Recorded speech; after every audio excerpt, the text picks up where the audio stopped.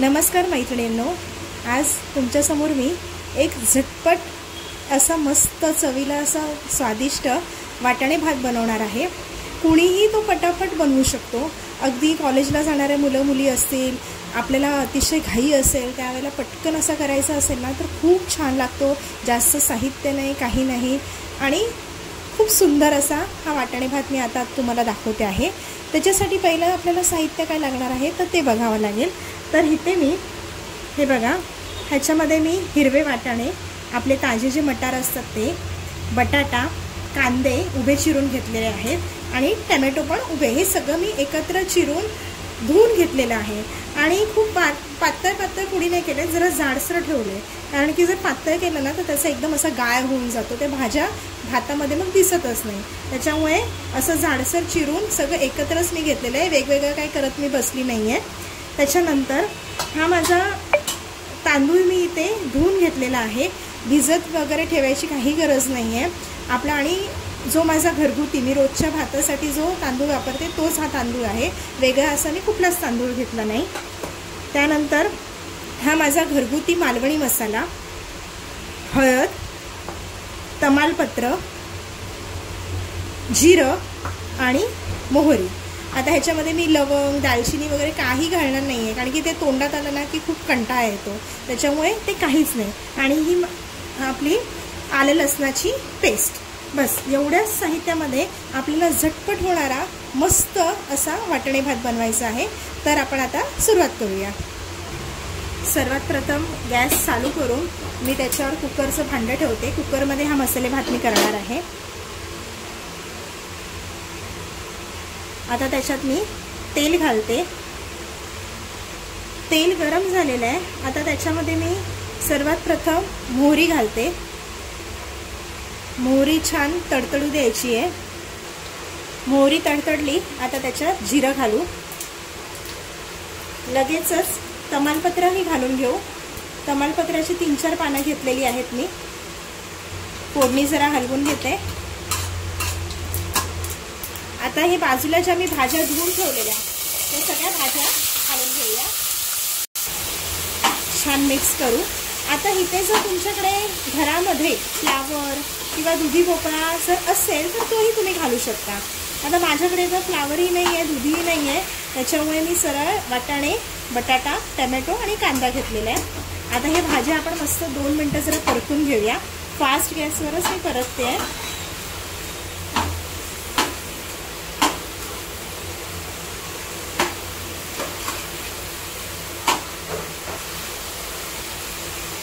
आता ह्याच्यामध्ये जवळजवळ 1 चमचा आलं लसणाची पेस्ट घालते। ही पेस्ट तुम्ही फोडणीमध्ये घातली ना तरी चालेल, मी फोडणीत घालायला विसरली त्याच्यामुळे मी वरनं घालते, काही प्रॉब्लेम नाही वरनं घातली तरी। मिक्स करून घेऊ। आता यात साधारण 1 चमचा हळद घालते आणि मालवणी मसाला घालते।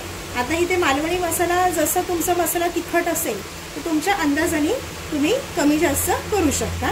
मी इथे 2.5 छोटे चमचे, जो आपला मसाल्याचा चमचा असतो ना ते छोटे 2.5 चमचे मी इथे मालवणी मसाला घातलेला आहे। तुमच्या आवडीप्रमाणे तुम्ही मसाला कमी जास्त करू शकता। मिक्स करून घेऊ छान। भाज्या मी 2 मिनिटं परतून घेतलेल्या आहेत। हे बघा, आत्ताच त्याचा इतका छान सुगंध सुटला आहे ना। हे बघा, 2 मिनिटं मी भाज्या परतून घेतल्या आहेत। आता हा जो आपण धुवून ठेवलेला तांदूळ होता तो सगळा तांदूळ ह्याच्यात घालून घेऊया।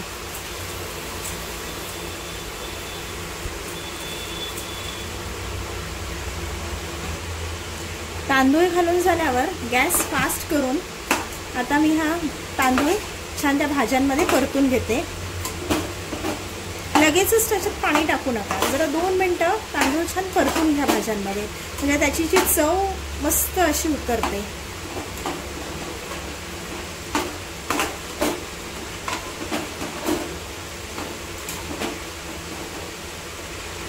आता ह्यात पाणी घालते। पाणी मी काही गरम वगैरे केलेलं नाही आहे।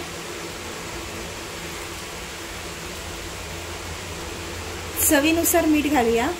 मी इथे ना थंडच पाणी वापरलंय, तुम्ही हवं तर त्याच्यामध्ये गरम पाणी घालू शकता, पण काय एवढी घालण्याची आवश्यकता नाही आहे. थंड पाणी जरी घेतलं ना तरी सुद्धा भात छानच शिजतो. हे बघा, चवीनुसार मीठ घातलंय आणि छान मिक्स करून घेतलंय. आता ना ह्याला एक उकळी येऊ देऊया. म्हणजे उकळी आल्यानंतर काय होतं, आपल्याला समजतं भातामध्ये किती पाणी कमी जास्त झालेलं आहे ते. मी गॅस फास्ट करते आणि त्याला एक छान उकळी काढून घेते. आणि ह्या स्टेजला तुम्ही ह्याच्यामध्ये मीठ व्यवस्थित आहे का ते टेस्ट करू शकता. आता ह्याला बघा मस्त उकळी आलेली आहे. आता आपण एकदा चेक करूया. हे बघा, समजा तुम्हाला पाणी काही कमी वगैरे लागलं तर ह्या वेळेला तुम्ही घालू शकता. आता मला तर हे एवढं बरोबर वाटतंय म्हणून मी आता कुकरला झाकण लावून घेते. झाकण लावून घेऊया आता कुकरला. आणि आता ह्याचे मी 2 शिट्या काढून घेणार आहे.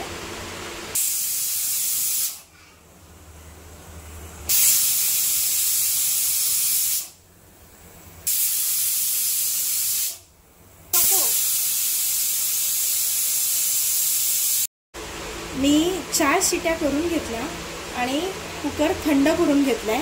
थंड करून झाल्यावरती आपण हे ओपन करून बघूया.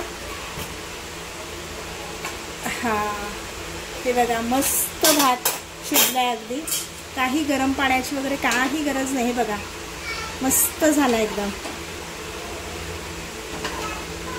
असा कोरडा पण नाही आहे आणि पाणी सुद्धा नाही उरलंय. परफेक्ट एकदम झालेला आहे. आणि सुगंध तर इतका भारी सुटलाय ना त्याचा. हे बघा मस्त झाला एकदम. आपण डिशमध्ये सर्व करूया.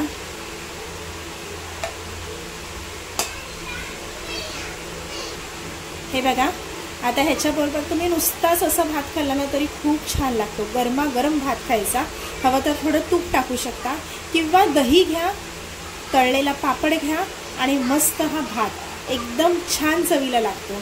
तुम्हाला माझी आजची रेसिपी आवडली असेल, लाईक करा, शेअर करा आणि माझं चॅनल सबस्क्राईब करायला विसरू नका. थँक्यू.